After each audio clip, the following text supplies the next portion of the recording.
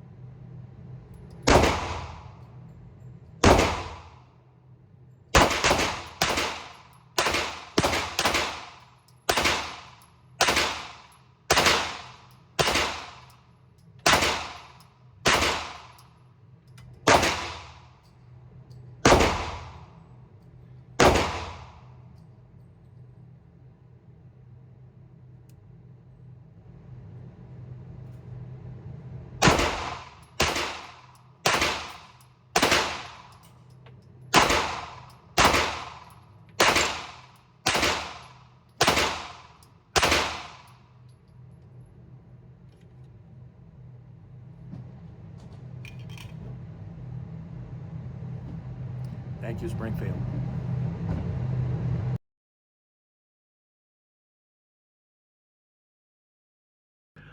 Okay, folks, I just got back from the range, test fired the Springfield Prodigy after it just came back from service. Put 150 rounds of MagTech 115 grain full metal jacket through it, and it went flawlessly. Absolutely no feeding or ejection issues, no stoppages whatsoever. Pistol worked great. I just cleaned it, gave it a breakdown. I'll show you what they did. Parts look a little different, so I'll go over those right now. Okay, folks, I've got the pistol broken down and just gave it a good cleaning. It didn't get all that dirty after 150 rounds, but I gave it a good wipe down before the range, and I always clean my guns after I shoot. I don't let them sit. I don't know. It's just a thing left over from the Army. All right. One of the things they did, of course, they reamed and polished the chamber and polished the barrel ramp, and then they refit the barrel. The barrel, the finish on it is a lot smoother now. It's almost like a brushed stainless, kind of. I wouldn't say that it had machine marks on it, but the finish is a lot smoother now. Looks like it's been totally kind of polished. And the barrel crown was touched up a bit, smoothed out. Not that it was bad to begin with. And then, yeah, they definitely polished the feed ramp because it was definitely a lot smoother and brighter than it was before. But overall, I mean, like I said, I just put 150 rounds through it, and it worked without any issues whatsoever. And I'm glad I ended up returning it to Springfield. Before anybody does any kind of modifications, if you have the Prodigy, whether the 4 1/4 like I have or the full-size 5-inch, before you start tinkering on it, even though if you're a qualified gunsmith, I think you should contact Springfield and return it to them and have it go through their shop, the custom shop. They'll make it right. No cost to you. They will send you a prepaid FedEx return label, and you get it and put in a letter of what is wrong with the pistol, what issues you're having, and they'll make it right. Altogether, it took just about 3 weeks, and I got it back. So once you get it back, test fire it, and it should be good to go. Then you can start making modifications on it. But until then, if you just got it, this was a first generation gun. So like many others, a lot of people had problems with it. So return to Springfield if you're having issues. They will make it right. Their customer service is excellent. So I'd like to thank Chris and Dante at Springfield, the customer service and the technician that worked on my pistol. Did great work, got it back to me in a timely manner. And I thank them for the offer of trying to return that magazine to me, but it's not a problem. I got others. And yeah, so that's my wrap up. I'll include the range footage right now. And thank you all for watching, and I hope you all enjoy the rest of your week.